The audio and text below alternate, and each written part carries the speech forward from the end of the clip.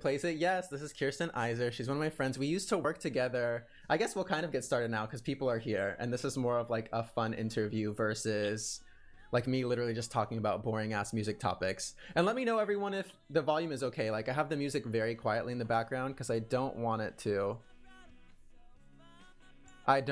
to like over go Kirsten's voice, but this is some of her music in the background, and you can always do exclamation Kirsten in the chat to get her links to Twitter, Instagram, and Spotify. She has new music coming soonish, kind of, maybe. Yeah. she's been in the stew, and she hadn't released something since like her first EP was 2015, and that's when I knew her because we actually met at my first job in New York City when we were both interns at a PR company.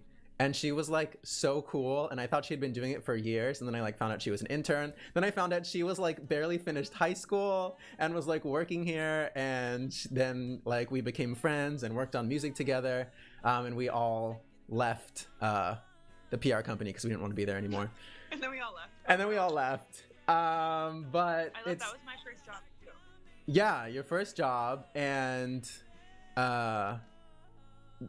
you're kind of a great example of someone who didn't need to go to college. You kind of just like found this opportunity. It wasn't necessarily the best first thing, but it was able to open up a lot of doors. I also love that because college is cool, but so is saving $60,000 to $100,000. So it's nice to be able to share that with all of you and show you someone who has made it work. Oh wait, I'm just trying to pull up my things here.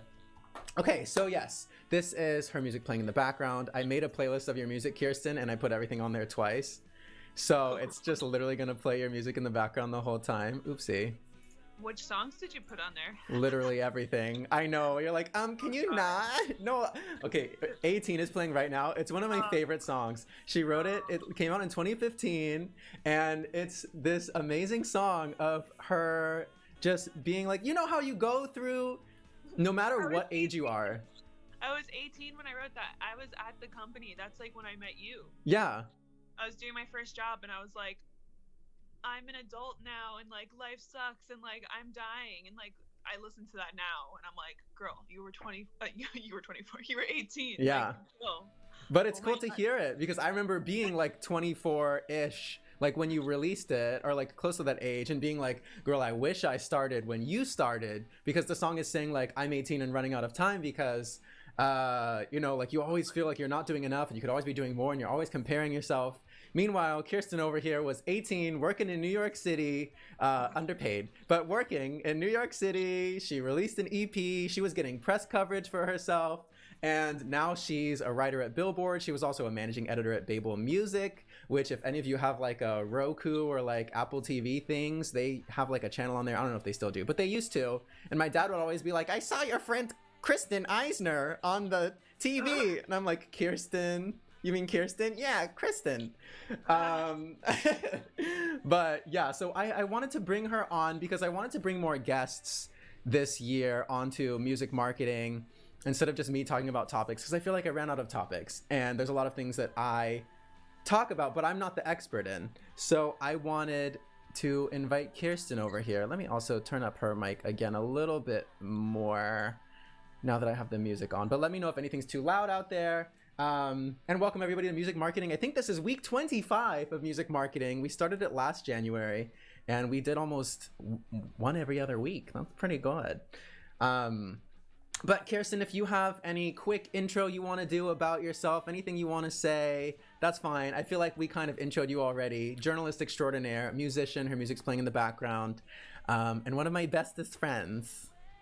Yeah, that you said it. Good job. Perfect. And also... Yeah, to clarify, I have two names. Kirsten Spruch is me, that's me as a person and a journalist, and Kirsten Izer, that's my music. Just correct. To clarify. So if you want to look up her articles, it's not Izer, but you can find them. Just type in Kirsten on Billboard. You'll find her eventually. Just Google Kirsten. That's it. Kirsten, yeah. It'll bring up that pentatonics girl. He's like Adele, like it's fine. Yeah, no, it's fine. And I also wanted to say, I was thinking about this before we get into the questions, since Kirsten's here, and I haven't ever told her this to her face, I figured why not in front of everyone, that Kirsten, when I released Symmetry, Kirsten offered to premiere it on Babel Music, which was not a small thing, and she was the first person to share my music in an official capacity, and it just gave me so much encouragement from the start to be like, you know what, I'm worthy, this can really be a thing, and I have legit backing behind me. And you know, she didn't have to do it, she wasn't forced. And they don't just cover anyone, you know, it can't be like the most poopy doo-doo caca song, you know, it had to have something in there. So even if it was a little bit of, you know, cause you're my friend, it also just made me feel great, and it made me feel ready to go. And then we did a song together that has become a lot of people's favorite song, Kirsten. A lot of people, especially before I released Happily Ever After, De-Atomizes everyone's favorite song. And they were always like, who is this girl? Who is she? So anyway, I just wanted to say that and shout you out. That is so sweet. Oh my gosh. I obviously wanted to. Like, that wasn't even a thing. It's fine. Yeah. That makes me really happy. Yeah, no, it probably saved me from, I won't say quitting music, but from hating everything less and just believing in myself a little bit. I was like, but you know what? We got that Babel music, baby. Anyway. It's funny how, like, one small thing can really, like, change your mindset like that. It can. Important. I feel like most musicians have a story like that, like something that stopped them from stopping, you know? Yeah. Do you have a moment like that? I feel like I have a little moment like that once a week. Yeah. You know, like, but it's the ratio of it that's important. It's like most of my week is shit, and then like one good little golden nugget will come along, and I'll be like, okay, like, right. This is fine. You need it, like, yeah, like you said, it's like you run out of energy every week, and then you have that little moment every week. Yeah. So we're gonna get into the questions now, and if anyone has any questions, just write them in the chat. I'll try to notice. Looks like chat is going very, very fast right now. I can barely keep up. And see you in a second, Raga. Okay, so today we're basically going to talk about, just from a musician's perspective, but also from a journalist's perspective, what is the best way to approach journalists about your music and, you know, get them interested in you, even if you might not have that much going on yet, or that much reputation. Hi, Zach. We're doing a little interview with my friend Kirsten today. So we're gonna start off. We'll get into all of that, but first I wanted to ask you a little bit more about you. So what made you want to do writing instead of PR, or like move into that area? Mm-hmm. Writing is just a lot more fun, and I feel like it gave me a lot more opportunities to be creative. Whereas I feel PR, I was kind of, you know, running out of ideas. And I feel like I have a lot of publicist friends, and I'm sure you do too, and yeah. You are one of these as well, who manage to stay motivated, and they constantly come up with like fresh angles and stuff like that. But unfortunately, I just wasn't one of those people, really. I was just kind of like, how many times can I pitch the same editor, the same artist, the same way? You know, I was just kind of, I feel like writing and journalism gives you so many different outlets and so many different opportunities to just do things differently. There's so many routes you can take with that. Did you feel like was that something because I mean, obviously you've been a music fan for a really long time. Who hasn't? I like music. My interests are music and having fun with my friends. But like, in terms of music, obviously you've always wanted, or seems like you've always wanted to be a musician, but did you also always want to kind of, you know, work in music field like that? Or did you really want to be a writer in that way? Or was it kind of just wanting to be involved with artists, period, and in the scene? Yeah, a little bit of both. If we're being honest, it was never my intention to be a writer, ever. So every day I kind of like pinch myself, and I always think like, how did this happen? Like, you know, people go to college to study journalism and PR, and I didn't really do any of that. I kind of just fell into it. It's like I fell into PR, and then I started as an intern at Babel Music, right. Doing social media actually. And then they were like, oh, we actually need someone to do social media. This is great. So then they hired me from there, worked there for like a year doing their social media. I thought I was good there. I was like contributing to the editorial department every now and then. And I always thought like, wow, I love this. This is really fun. But like, whatever, like I could never do that because I'm not trained to do that, whatever. But I was always watching the managing editor from afar. We became really close, and he taught me a lot. Then he decided to leave. And then I was like, should I say something? And then I was like, no, it's fine. It's not my time, like, whatever. And when he left, he actually told me, like, hey, Kirsten, like, I really believe if you wait a little bit longer, like, you could totally do this job. And I was like, no way. Like, that means a lot, but, like, no way. He left. I chickened out. They got another managing editor. I got really lucky because her period there was not too long. And then after I saw her come and go, I was like, okay. I felt so shitty when she came in here and I didn't even try. Let me try. So then I asked for the position, and obviously that happened. But so that's how, moral of the story is, that's how I kind of fell into this. And then after, obviously, I took on that role, I decided that, like, music journalism specifically, was like my number one job. Like, that was like the first time that I really felt comfortable, and it really felt like I could do it. And so that's just why I've stuck with that for so long. Yeah, and you're good at it, and you have fun with it seems like, and you've branched out a lot and, like, written for different places and covered a lot of different genres. Like, I know you, and by the way, hi Brandon and Yeetus, and hi Passion's Planet, you changed your name. Oh my god, I'm so excited. You have a lot of varied tastes. Do you feel like that kind of started before music journalism, or did that help develop it? Yeah, totally.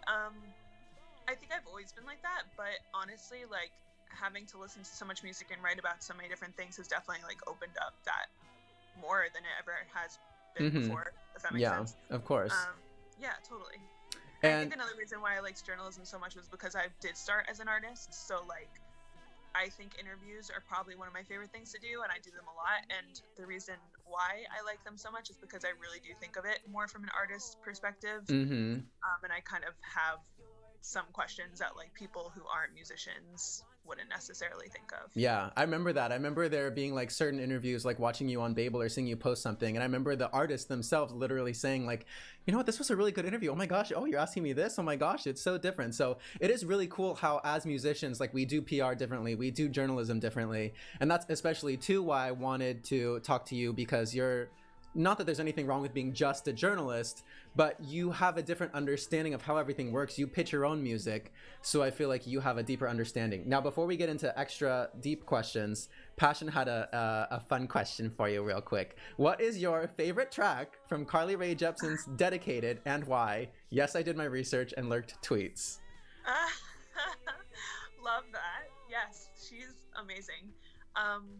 I still love Julian, that's like the first track on the album, so I feel like that's a cop-out answer. But the reason is because I have this friend named Allie. Shout out Allie. She's definitely not watching this. But she might later. Yeah, she probably will. But she has this funny joke where there's these synths in the beginning that are like wah wah wah wah, and she, like, does them perfectly with her voice, like, as a joke, but it sounds good. So whenever that song comes on, I always think about that. And I also really like In My Room. Is that what it's called? I think so. Oh, is that the one about sex? Yeah. I just heard that for the first time the other day. Oh, really? It was cute though. Yeah, so I think Passion was asking me to learn it, or someone was, and I was like, oh, okay, I can learn that. What about you, Passion? Oh, Want You in My Room. Yeah. Want You in My Room. Yes. Uh-oh, she's fake. She's a fake fan. She didn't even know the name. She got it wrong. I'm Canceled. Phony. Call ended. Yes, delete. So, okay, we've literally only asked one question, but that's okay. So how has kind of your responsibilities and outlook and career changed as you've gone from, like, intern to managing editor at Babel to now, like, Billboard? Does it change how you look at artists or how you cover artists? Yeah. Obviously, when I was an intern, I didn't know what I was doing, and I had zero responsibility. So when I became managing editor, that gave me a lot more responsibility. Now, I feel like, I've always enjoyed discovering new artists and writing about it and everything, but I think right now I'm, like, peak enjoying it, because it feels like I'm doing it more at my own discretion. You know, being a contributor as opposed to a managing editor. It's more of like I do things when I want to do them, and yeah. But I mean, I always like everything. Yeah, I mean, there's usually something fun you can find. I was like laughing earlier as I was like writing these questions because I was remembering that one music video I sent you. Maybe it was the last one we did for Babel, but it was like kind of like a video. It was like a rap group, and there was like a video game element, and you were like, Kisos, I love you. This video is weird. I'm gonna do it for you, but like this video is weird. And so it's things like that where, you know, also that was different. That was kind of a favor for a friend. But yeah, it seems like managing editor, even though there's things that you can kind of maybe highlight or spotlight and, you know, extra features you can do yourself, you're also assigned kind of everything. So that makes sense. So we're gonna get into the meat of it now. And also Passion said, mine is for sure the tribal bonus track from Carly from Dedicated. I love that one. And isn't there another bonus track that's like Real Love? Maybe it's not a bonus track, but it's just at the end. I love that one too. But they're both great. Yeah. I don't know that. I'm a fake fan. I liked Emotions. I don't remember songs though, but I listened to the whole thing. Emotions is great. Emotion, not plural. Oh, is it? Oh, see, fake fan. Oh my god. Oh my god. Okay, so this is kind of an obvious one, but you make music too, as we know, and if you didn't hear, there's some playing in the background. It's probably really quiet, but you can also do Command Kirsten for her Twitter and Instagram and Spotify, and she has new music coming soon. But how has journalism affected the way that you make music at all, or the way that you pitch it? Like, do you feel like you've tried to fit more into certain genres, or maybe go out of genre more? And do you feel like you're better able to pitch since you know kind of what you would be looking for? There's a mouse in my face, someone said. Oh, that's my fault. I think it's funny. My bad. I was like, wait, a mouse? There's a mouse running across your keyboard? Yeah, that's what when I read the comment, I was like, what? Anyway, sorry. Do you need a refresher on the question? No, I'm good. Okay. I was listening. No, I know, but then we had a mouse convo, so. Yeah, actually, I don't want to say that being a journalist or whatever has like changed the way I make music, but if we're being honest, yes, it has. Like I tend to compare it to like, you know, when people are classically trained or like technically trained with music, and they can like read music and everything, and sometimes they're so good it like almost gets in the way, and they kind of, it makes it harder for them to write songs because they just overthink everything. Yeah. It's kind of like that for me now, in the sense that I don't know, because as a writer for music, when I'm listening to a song, I really listen to it and try to think about it critically most of the time. So now I definitely try to think about songs that way when I do my own. I'm thinking more about doing things with more intention, and I'm trying to be smarter about everything, and sometimes that does get in the way.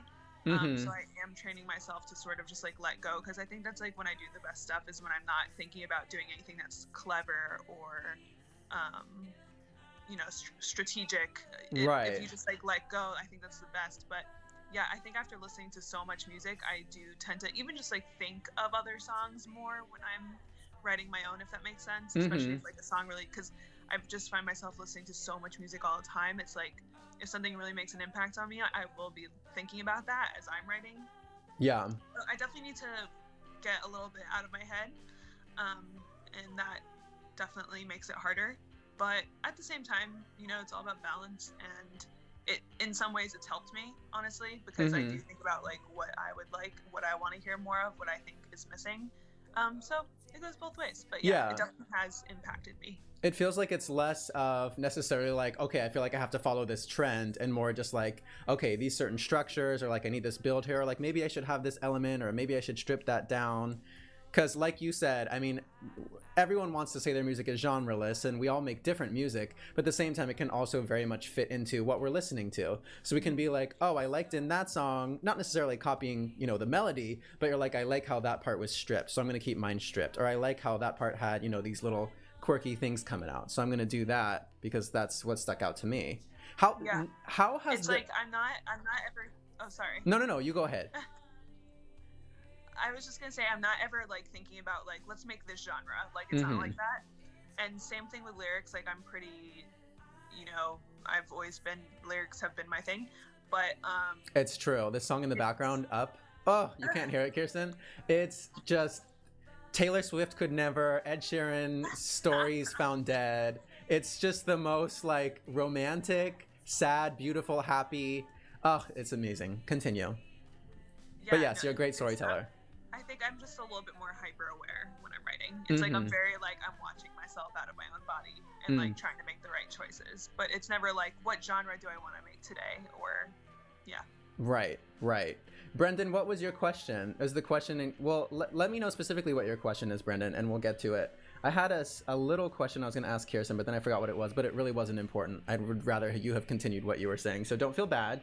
What was I going to say? I don't know, but we'll just continue. Maybe it'll come back to me. What is kind of like the sexiest pitch you remember getting? Was there anything that was like, you were like, this was really cool? Maybe it was the same as most pitches, but a little bit different, or maybe it was like totally wacky and you were like, this is wild and I love it.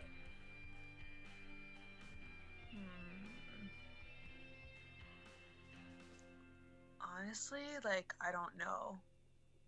That's okay. I can't. I also remember the other question too. Like, was there anything crazy out of the box that you've had, or like an invite to like a crazy event that you were like, what is this? I've had a few times when publicists have been like, want to go thrift shopping with this artist, or like want to go to the dog park with this artist, and like that definitely catches my attention, because I'm definitely like, I like more, you know, experiences rather than just, you know, meeting online. So that has been fun. I thought that was like really creative, and I mean, if a lot of people do that, it can get to be a bit much, but because it's a lot of time commitment too. Yeah, like I can't like sit with you at a dog park every day. Although that sounds like perfect. Yeah, like I would love to. Yeah. So any like major name artists, please hit her up for that.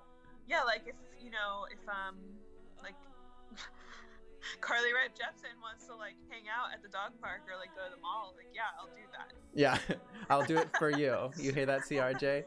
So the other question I was going to ask earlier before I forget it again was, how has like the volume of pitches that you get changed from, I'm sure Babel, you were kind of getting like 100, you know, things a day that you had to manage, versus now as a contributor, do you feel like it's a little less, or do you still kind of get inundated? Definitely. I mean, people always, I think, want to catch the attention more of the managing editor as opposed to the freelancer, for sure. So yeah, I still get a lot of emails, but not as much as I would if I was an editor, for sure. Do you feel like you would recommend people try to reach out to managing editors, or is it worth sometimes seeking out a freelancer, or can that be sometimes like double the work, because, you know, then the freelancer a lot of times has to get, or the contributor has to get a lot, you know, approval from their editors?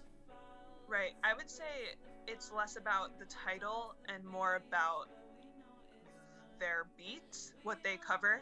You know, if someone's a managing editor and their beat is more like rock or alternative, you don't want to, it's not going to be beneficial to pitch them a rap artist, right? Like, even if they're the managing editor. Yeah, I mean, I guess like if they know the right freelancer or writer who want to cover that, of course they can pass that down. But and it also depends on like the level of the artist and everything, of course. But if you know a freelancer who their thing is like indie pop, whatever, and you have like the perfect indie pop artist, it couldn't hurt to send them that. Yeah. Because then they have a better chance of being into it. Right. Where it's like, okay, this person. Like I've gotten pitched. No, go ahead. Oh, I've just gotten pitched things that were like just totally out of my wheelhouse, and like I try to listen, like I try to cover a lot of different things, but like some things are like really out there, and I'm like, I don't know anything about this. Right, where it's hard for like, even if you're like, I don't know, I kind of like this, it's also like, I don't know, maybe I can send it to someone else, but I don't really know about that. Yeah. or like, you know, the terms or like the history or whatever. Brendan said, they're saying the customer is always right. Is there a thing like the musician is always all right? Like we all interpret songs differently, but is there a thing that the only right interpretation of the song is the way the musician gets the lyrics? I wouldn't say so. That's very prescriptivist, saying like only my way to interpret my song is the right way. I feel like it's always very open. It's art, man. But at the same time, there might be like certain messages that the musician wants to get across. I know so many artists who are like very into their vision and like have to have it a certain way. So maybe that's what maybe it's true for some people, yeah. But not me. I feel like it varies, right? Yeah. What are some like basic rules you'd suggest to indie artists reaching out, and any like major faux pas? Like, is there any, like, I guess the kind of things are like, is there anything that artists aren't really doing that they should be? And is there anything that a lot of artists are doing that they shouldn't be doing when they pitch you or any journalist? Be doing? Well, both sides. So like, just what should they be doing more of, or like making sure that they do, and what should they be making sure they don't do that maybe you get in a lot of pitches or used to get? I would say do your research. For sure, know who you're pitching. Don't just like pick a random name at a company and pitch them stuff. Like I was mentioning before, know their genre, know what verticals they cover. That's huge. Also, like, don't make it so long. Like, keep it brief. Like I get like novels of stuff, you know. Even if you're very like if you have like a lot of integrity and you want to really show the story and everything, that's cool. But what I prefer in that case, which I think you do, which is great, is just like a few sentences with the pitch, and then it's like, if you're interested in more info, that's below, you know. Like, don't make it the whole thing, because when I open an email and I see just paragraphs upon paragraphs, I'm like just exhausted. Yeah, I usually try to keep it to like the main sentence, and then like a paragraph about like the thing, and then a paragraph that maybe is like the artist perspective, and then like links, and at the bottom kind of like more bio type of info. Is there, wait, before I go into the next thing, is that the main stuff? Are there other like faux pas that you feel like, or other things?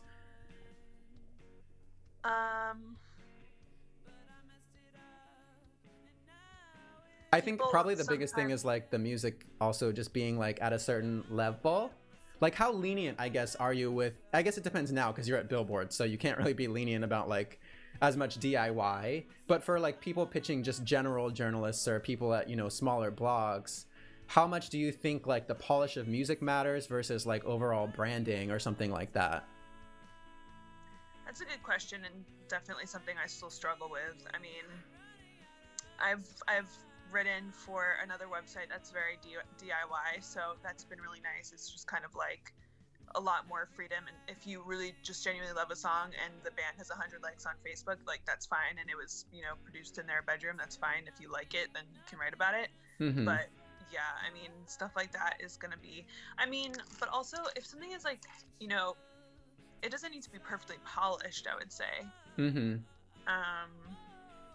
As long as there's like a base, you know, as long as it's not just really amateur. It's hard. It depends on the website too. I don't know. That's okay. I think that was good insight. Like it I mean, it's good to know that you don't have to have the best. No, you do. I think it's good that, like, I mean, you basically said you don't have to have the best production. You just might not get covered by all the biggest names, but you can usually find blogs who will cover you. Like, my first releases were, you know, self-produced things, and Kirsten was not the only one to cover them. Like, we did get. That being said, like, you don't have to spend thousands of dollars on production to get covered. Like, that's not what you should be doing. Your focus should be on writing a good song and going out in the world and actually meeting people. It shouldn't just be all on having the best production ever and, you know, staying at home and hoping that someone cares more about the production. Like, I think as long as like you have the actual core thing, then that's the best. That's what matters the most. Amen. I agree. And that's something that took me a while to learn. I mean, obviously for me, Happily Ever After was like the first song that I paid for to blow up, and it did. But it was also really cool. Thank you. It was also really cool to, after I got on Twitch more, hear so many people who were like, oh, I love self-love shit. I love Deatomize. All these songs that I, was very self-conscious of because I did them myself. And then people were like, oh, I love this. And, you see like the listeners go up and you're like, okay, so it's just another reminder for everyone. Obviously, if you're working with Grammy-winning producers, chances are your music's going to be better. But it's not a necessity. And you don't feel like you have to have that to be able to start, because you can always start without it. Since we were kind of talking about pitches a little bit, if you can pull up my email that I sent you, Kirsten, with my little pitch, I'm going to show it on the screen, and we can kind of just go over what I usually do. Feel free to drag me. I mean, also for myself, I would love, just whatever the word is, feedback. I know there's things I do well, but especially from a journalist point of view, I think it's really nice for people to see like, okay, these are the literal pitches that I am sending out to people. This did get coverage because of this, but there's a lot of pitches I send out that do not get coverage. For every one that gets coverage, there's 10, 15, 20 more that don't. So, Hi, Connor. How are you? Okay, so, I mean, like I said, I kind of start out with a little general, read out of filth, a general, like, intro of what I want, what the thing is, a little picture, and then some more information. So feel free to take your time or go quickly and just point out things, whatever, and I'll just highlight it as you talk through it. You don't have to spend a ton of time, but, just whatever things jump out at you, good or bad. First things first, I love that you said, hi, John, or whatever the writer's name is. I feel like sometimes people either spell my name wrong or they say, like, hey, girl, and it's, like, a person I've never met before. Hey, so girl? Weird. Yeah, like, I don't know you, right? So it's kind of weird. But if anyway, I may ask really quick before we keep going, if someone says your name wrong as like Kristen or whatever, are you automatically like annoying? No. That's good to know. No. There like, are. I always notice it and I'm like, but like it won't really affect me. Right. What if it's completely a different name? Like if they're like, hi, John, and you're like, but it's to you. And maybe they like, it's for you, but they wrote someone else's name. Then I'll look at who sent it and I'll be like, is this person like, is this really just a genuine mess up, or are they just like, I don't know who this is? Yeah. Okay. I know I have like spammy stuff too. But that's true. And wait, one more on that, because I have sent some wrong names before, so I want to know. We all have. But usually when I send a wrong name, I immediately am like, oh my god, I'm so sorry. I meant this name. Like, sorry. But they never get back to me. But like I think that's good. If you catch it early on and then you like just send a follow-up email afterwards being like, sorry, I just realized that's not your name, like then I think at least for it's worth doing it. For me personally, yeah, I think that's good. Okay, cool. We'll continue. But that's just me. Everyone's different. I'm noticing that like every writer is like so anal about how they receive pitches, so that's true. Truly just speaking for myself. That's true, and that's a really good disclaimer to make, because there's some people that are fine with getting messages on Instagram. There's some people who will block you if you ever message them on Instagram or Twitter or something like that. There's people who, don't really care if you add them on a press list and just send them a blank thing, and there's other people who want to know that you have looked at their work. So it's true. These are general rules. But overall, you just obviously want to make sure that you're being respectful and following what the other person likes. Email is always safe. DMs and things are not. Good. Unless you guys are like best friends and text me, it's fine. But right. Even I get shy with that too. Like Kirsten and I are friends, and sometimes I'll pitch her something, or I have in the past, and I feel weird because it kind of like you want to keep it separate from business, but you also know you have a more direct line of contact with this person. So I mean, I think even it's also just because like texts get lost. You can always just like send me the pitch and then just text me being like, hey, I emailed you, but like all the info's in the email. Yeah. Probably, like, Connor, if you want to hear some of Kirsten's music, you can do !Kirsten, or actually Raga or anyone else if you can do that for Connor. You can check out Kirsten's music. I make music too. We actually have a song together that came out a couple years ago. But anyway, let's keep going through the pitch. So saying their name is good. Research their name if you can. That'd be yeah. That'd be nice. I'm really easy to please, clearly. Yeah. Yeah, this actually looks great. Today Kisos released the long-awaited. So first sentence, you said straight up what's being released. The song, awesome. All great. You had a quick little tag, describing the song, but not too much because you don't want to like totally do the writer's job. great. Right. But like it also gives you a little bit of insight, what to expect, tells you a little bit what the song's vibe is. Great. What I really love is that in the last sentence of the first paragraph, you tell me exactly what you want. I think that's so important. A lot of people they tell me what's coming out or whatever, but they don't tell me what they want. It's like, do you want an interview? Do you want an album review? Do you want a track feature? Like, what do you want? So this is great. You said, let me know if you can fit him specifically into January's queer necessities. It's even better if a site has like a franchise or something and that's what you're going for. Yeah, like a lot of people have like rising or emerging or like, certain, for anyone who doesn't know, a lot of sites will have, like a specific section maybe for more indie artists or that your artist might be a fit for. So it's good to name those. This specifically was for Billboard Pride's monthly playlist, which that's what the name is. So that's why I put that there. Continue. Super helpful. And then I love that in those, 3 sentences, you summed everything up. Like I can get that, what I need from that. Right. You don't even have to read the rest if you don't like it. Yeah. But yeah, then there's a little photo to separate it, and then you have more info, which is great. It's all good info. I like that you have a quote from the artist. I feel like that's always nice. And then I like that you say again what you want. I think it's even better to state that twice, honestly, like once in the beginning, once in the end.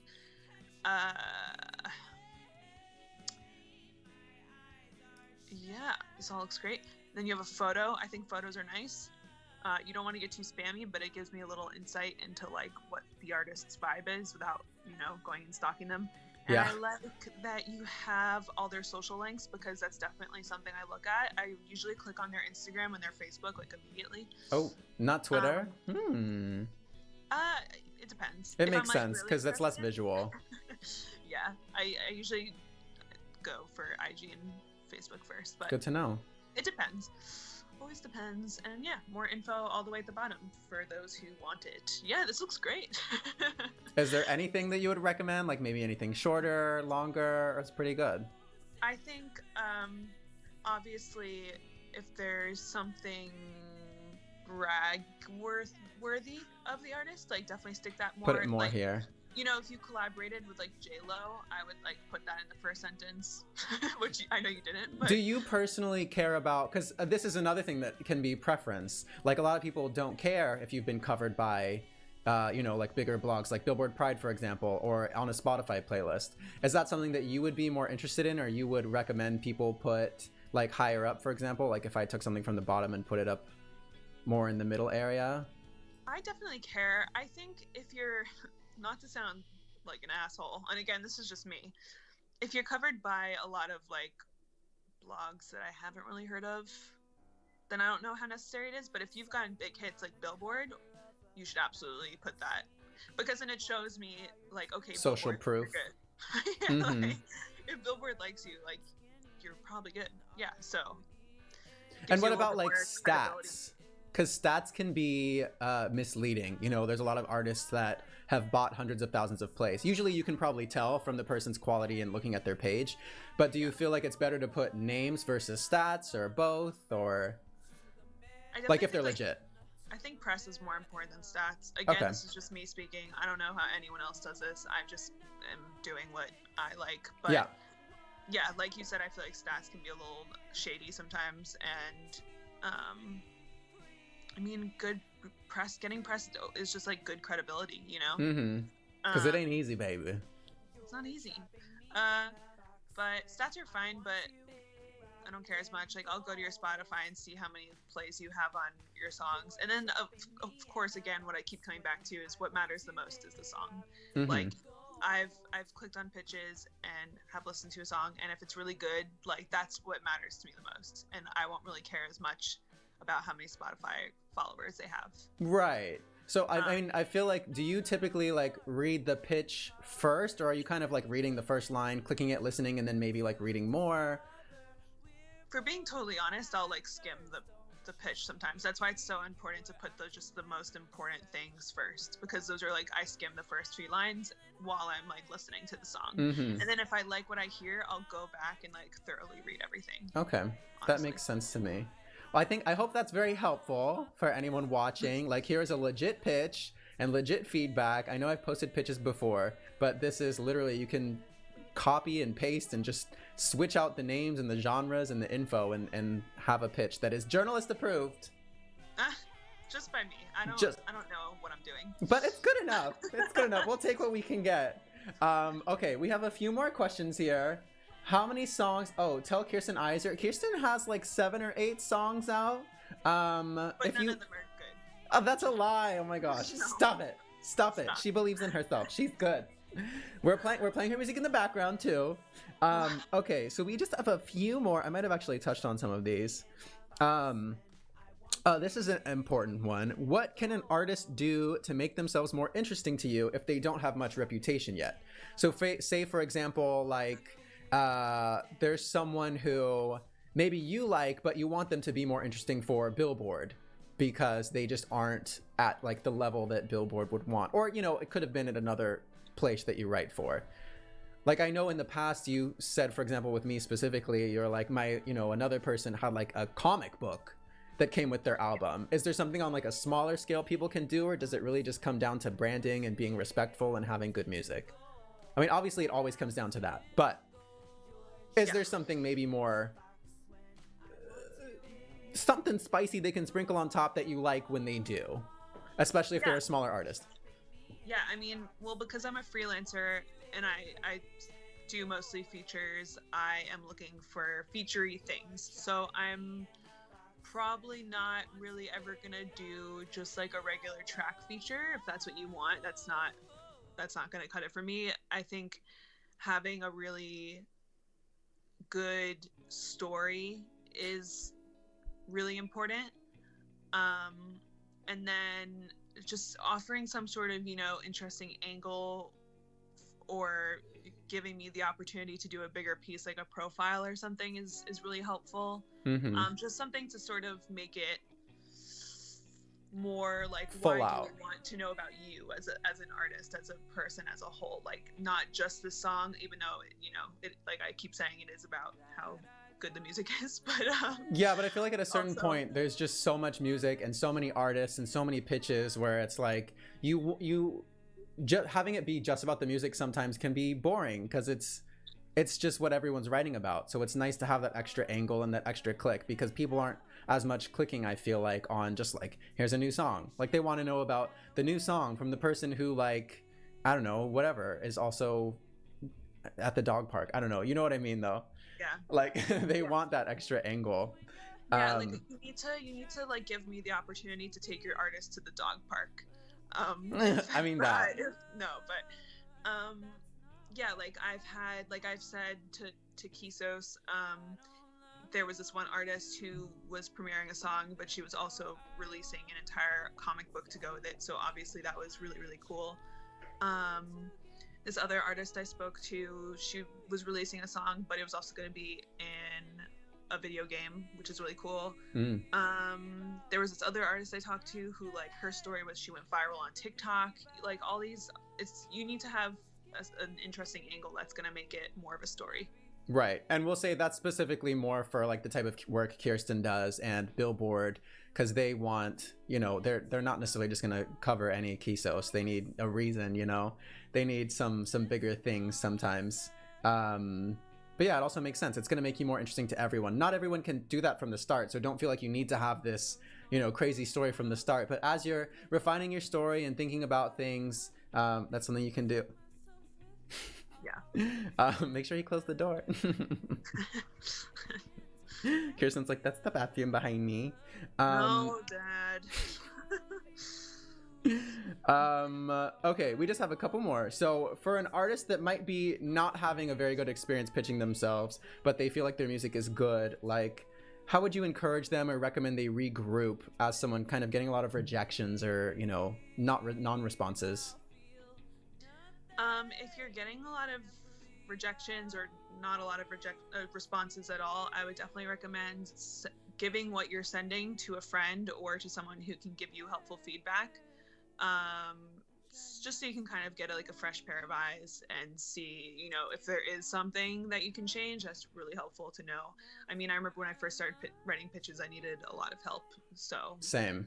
yeah. Even after doing PR for like a year, I'm pretty sure I sent some to you, and I was like, "Can you help me? Is my press release good? Is this okay?" Yeah, definitely finding someone who can, you know, give you a second pair of eyes, like I said, or, you know, even if what you're doing is great, just talk to a friend who can like help lift you up and sort of ground you and remind you like why you're doing what you're doing. Mm-hmm.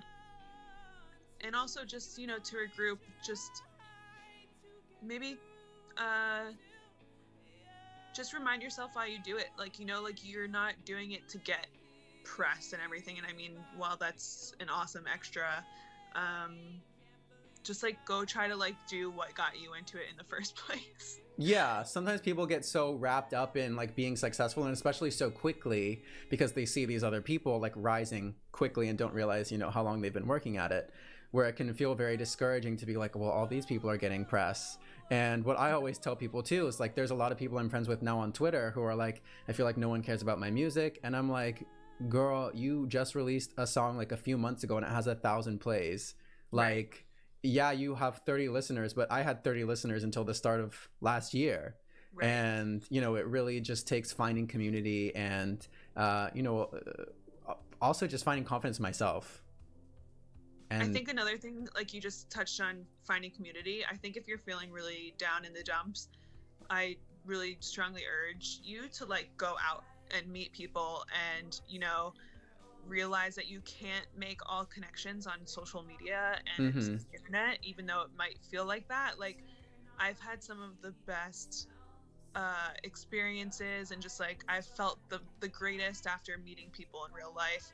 If you follow someone on Twitter and they have a show coming up, or you know they're going to be at an event, without being creepy, of course, go to that event and, you know, like before you leave or whatever, like walk up to them and introduce yourself and just be like, hey, I follow you on Twitter or whatever. Just wanted to let you know that and think that what you're doing is great. And, you know, just, you can't do everything from your bedroom. So just go out, meet people, make the community that way, get yourself involved in events that are in person, and yeah, just keep building that community that way too, instead of just also like DMing people or emailing people, because when you're doing that from your room, it can get very you know, you can start circling, spiraling in your head. I felt so amazing whenever I go to an event and like I introduce myself to someone that I've been like admiring for years or whatever, or even if it's just someone I met that night, you know, just like I always come back feeling like, yes, like I made that like face-to-face connection that just like as a person, as a human, that just feels great. So that always helps reset my energy a little bit. Love that. Now, there's obviously a lot of people who are not in big cities, but do you feel like it's worth, like it's still worth, you know, making friendships with people that you don't really know, like kind of trying to, obviously not in like a suck ass way, but, you know, like, for example, someone who might be watching this and might feel like, okay, my music's ready for a Billboard. I have, you know, this press coverage I've already had before. I have a cool story. And I don't really know how to, you know, obviously Kirsten's email is there, but do you think it's worth, you know, trying to be friends with someone, just like starting a conversation and following and, you know, commenting on your stuff and maybe DMing you little things here and there, you know, that are just more friendly focused first, before like obviously jumping in music wise? Like, do you feel like that works on you, or are you very like turned off by like, you can always tell if someone, I feel like you can usually tell the difference if there's someone who's like being a fake friend versus there's someone who's, yes, they're a musician, yes, they know what you do, they're not dumb, but they also want to get to know you as a human, you know? Yeah, I think you said that really well. Like, if we're being honest, I am a little wary sometimes if weary and wary.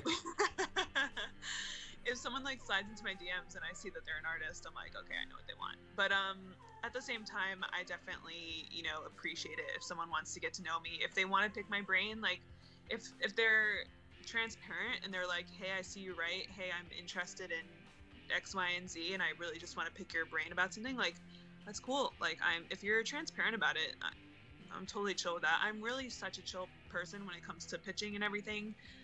Just like don't pitch me on LinkedIn.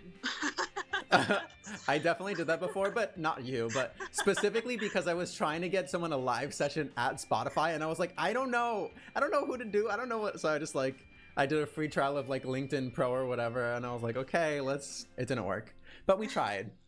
Sorry, I get off topic, but oh no, that was fine. I mean, I do too. I didn't even realize we were off topic. Are we? no, but yeah, I'm like, you can slide into my DMs. Just don't be creepy though, because like I get a lot of people actually in my DMs who are just like, hi, listen to my music, and they send me a SoundCloud link, and I'm like, absolutely not. I never listen to that, and I never will. Like you have to be like a human about it. Right, because also it is kind of work in a way. You have to be really respectful. I won't say most, but some people might not want to be DM'd about that stuff at all, because it is and also, like mixing the personal and professional. Continue. Yeah, no, exactly. Instagram for me is like a purely a place of fun. I mean, yes, I use it to promote my stuff as well, but for the most part, I go in there and I just want to like DM my friends, not like do some business chats. Right. Do you feel like you might be open to that via email, or usually is email kind of all business in the other way? Or do you feel like you're not like looking for like conversations on there? Because I feel like that can get, conversations are just tiring. I'm wary and weary of them too, girl. I'm just like, I don't want to talk.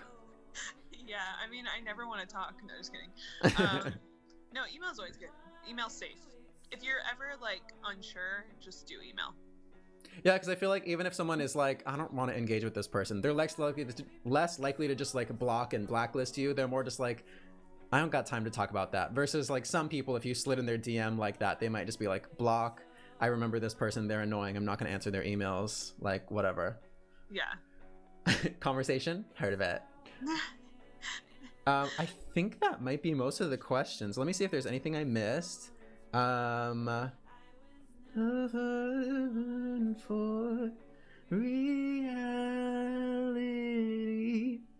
Just singing 1 year, no big deal. I think that's pretty much it. Do you feel like there's anything else you didn't touch on, or does anyone else have any questions in the chat? This is definitely the time for them. Passion Planet. Oh, cute question. Cute generic question. Any artists you're currently enjoying, whether those be either more up and coming or mainstream acts? Yeah. Oh my God, there's so many. First of all, Kirsten Izer herself. Get it, everyone? Okay, continue. Me? No. Hayley Williams just put out the first part of her album, which is really good. I still haven't watched the videos. I'm still stuck on Simmer. I'll get there, don't worry. I really like Cinnamon. I think that's my favorite. Yeah, it was very Bjorky. I heard the beginning of it and I was like, oh, okay. Yeah, it's very like funky, especially at the end. It's like very like need to dance right now. Need to dance. I love Torres. She just recently put out a new album. I love Dua Lipa, her new singles, Selena Gomez. If we're gonna get like really mainstream. She has a song with Selena Gomez, or are you saying separate? Separate. Oh, I missed that. Okay. Yeah, sorry. So much stuff. There's this smaller band called Sorry. They're really good. Spelled like the word SORRY. Yeah. So much stuff. Someone just asked Taylor Swift or Meghan Trainor. Taylor Swift. Megan's album was not terrible. There were some songs on there I liked. I made myself listen to it because I don't really listen to top 40. Kirsten's like, I'm gonna hold my tongue on this one. I mean, there's good Taylor. I mean, Taylor Swift, I would say overall, but I love Taylor Swift. Did you watch some Americana? I did. Yeah, it was interesting. It's one of those things where, you know, like obviously I'm especially during like the Kanye West thing, you know, she definitely came off very snaky, and she might have been, you know, it might have been a calculated move. But then also seeing the videos of like Kanye at the concert and like everyone just screaming like, not fuck Taylor, I don't know the lyrics, but you know, it's like something like still might fuck Taylor because I made that bitch famous or whatever. It's like a little, you're like, no one's really innocent here. Yeah. Yeah, totally. I mean, but it was good. It was interesting. It's always interesting to see, you know, the people who you see as invincible and see their inner workings in their minds and stuff like that. This is kind of the same question as like, who are you currently enjoying? But are there any artists that you're like extra impressed by lately? Like even if you don't really know them or you're not a fan, but you're like, wow, what they did was really cool, or their development, or I'm thinking more on like the indie level, like anyone that you've seen kind of like shoot up over time, or just maybe I guess kind of like not a pattern to follow, but you know, someone that artists can be like, oh, this is someone who's like really developed a lot or impressing people now, or I don't know. Yeah, that's such a good question. I'm opening my Spotify right now. No worries. Let's see. That is such a good question. For me personally, I don't know. I mean, y'all can always go to my, oops, I forgot, that makes Kirsten disappear. Y'all can always go to my sequence playlist. I have all my like faves on there. Yeah, I have playlists as well for like what I'm listening to each month, so I'm just going through those. Shit, that's such a good question. Like, oh my god, I'm so amazing. There's this artist named Georgia who just put out an album last month, and she's Georgia like the state, or like Georgia Bennett spelling? Georgia like the state. Mm-hmm. Georgia. I think what she's doing is really cool. I think Soccer Mommy, she's coming up. Yeah. Like, she's coming out with her sophomore album, and I feel like a lot, like, the new stuff is really good, and like a lot of people are really into it. She's a playlist alum, everyone. I put her on like a year ago. I don't remember what song it was. I can't remember the title now, but I haven't listened to any of her new stuff though. Who? I feel like the Districts. I don't know if I've heard of them. They're coming out with a new album, and their stuff has been really, really good. Just on indie stuff. Yeah, of course. Of course. I don't know if she counts as indie, but like Caroline Polachek, her stuff has been dope. Yeah, she is really good. Porches is I've seen them everywhere lately. I think I actually saw them at South by Southwest a couple years ago, and now I feel like I'm seeing their name everywhere. Yeah. He is so good. He put out Do You Wanna and then Range Rover came out last year, those two singles. Just so good. He's put out a few albums, but I feel like he's just like getting better and better. Mm-hmm. Really good stuff. Yeah. Okay. That's some food for thought for everyone. Passion said, the documentary was a little too guilt-trippy in areas, but I really loved the natural reaction to her being bummed about the lack of a Grammy nomination. Also seeing her shift her opinion on being open about political views was nice. Yeah, I really loved that. And then seeing how like passionate she was, and like when I don't know if it was her dad or her manager or both, and they were like, wow, you should stay out of politics. And she's like, no, I don't want to, Dad! Yeah. And then they all, respected her, and she did her thing. And yeah, it is cool to see someone. I think a lot of people are quick to villainize her because, not everyone's perfect, and she's, obviously done some things in the past that are a little sketch. But I think overall it's, I think she gets a little too much abuse. Like, I don't think she deserves. What even word am I thinking of? I don't think she deserves. Deserves. I don't think she deserves, as most of this, especially not anymore. I think it's interesting, and yeah, I think it's cool to see someone, opening up like that. Although I definitely saw criticism about it being like a, just like an apology or like a PR reframing documentary, which sure, maybe it is, but I think it also seems genuine. I think my main takeaway from it was just that we all need to be a little bit nicer. Like, if there's no reason to like be talking shit about people online all the time. Like, why do we do that? Like, I know it's such a normal part of the internet now, but yeah, like it's like it really affects people. Mm-hmm. Like, why can't we all just be nicer? Yeah, and it is really easy to think about, obviously you if you think of people as human, and sometimes we think of celebrities as less human, but I feel like especially the superstars, it's just like, well, what could really get in their head? I feel like they're used to this by now. But it is kind of interesting when she was saying, like, I don't remember what hashtag was trending, but like fuck Taylor or something. And she was like, do you realize it was the #1 hashtag trending in the world? You know how many people have to be tweeting this? And especially like she was saying, as musicians, typically, although maybe more so for her, she felt like approval was really what was giving her any interest in keeping going and like excelling and all of that stuff. So then to all of a sudden be like the most hated in America, not even in America, in the world, whew, that's crazy. Was it really just Taylor Swift is over party? No, I feel like that's too mild. That's what they do nowadays. That was it. Was it that? Oh, maybe. Oh. I don't know. She started. But I know she's a people really said good mean things in songwriter. there, and she is a great songwriter. And so I remember watching her, like, I think it was maybe like a Grammy interview, but it was like they were going track by track through 1989, and I remember watching that like back when that came out and being like, wow, this is really good. I love her. Yeah, I agree.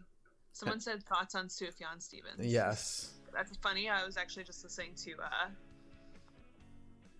Does he have new music out yet? Because I know it's coming soon. Did it just drop, or?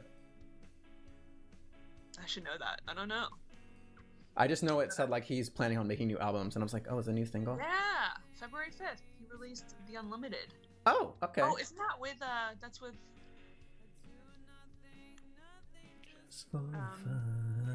that came out... Today's the 9th? So that was... I guess Thursday?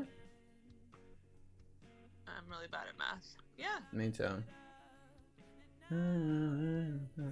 Okay, well, I think that's pretty much it for today. I don't want to take up too much more of your time. You probably gotta poop and, you know, just do all those fun things. If anyone has any more questions, feel free to, as my bot just put in the chat, but I'm gonna put it again. Feel free to become friends with Kirsten on Instagram, on Twitter. Please listen to her music. It's amazing. We obviously have a song together from like literally 3 years ago. It'll be all 3 years ago in 2 months. And she's gonna have, I know, right? It's crazy. When I was writing this, I sent you like, introduced my and Kirsten's beautiful 5-year relationship. I was like, oh my God, it's kind of crazy to think about how long you know people. But yeah, so follow Kirsten, listen to her music, become friends with her. Don't slide in her DMs unless you're respectful. Make sure that you become friends with her first. And I think that's it. Did you have anything else you want to say or shout out before you go? Thank you. Thank you for doing this. And you're welcome. Thank you for coming. I'm also going to put some of her, like a link to her work on Billboard in the YouTube link, and the YouTube version will also have all of her links there permanently to social media and stuff. So follow her, like I said, and share this video and help your friends and yourself pitch better. And also just be better, but like get through it happier and healthier. You know, we talked about mental health a little bit. We did great. Yeah. Yeah, and cut and end it there. Yeah, period. Okay, well, bye, Kirsten. I will talk to you later. Bye. We'll hang out soon and have a good rest of your day. You too. Happy Sunday. Happy Sunday. Bye.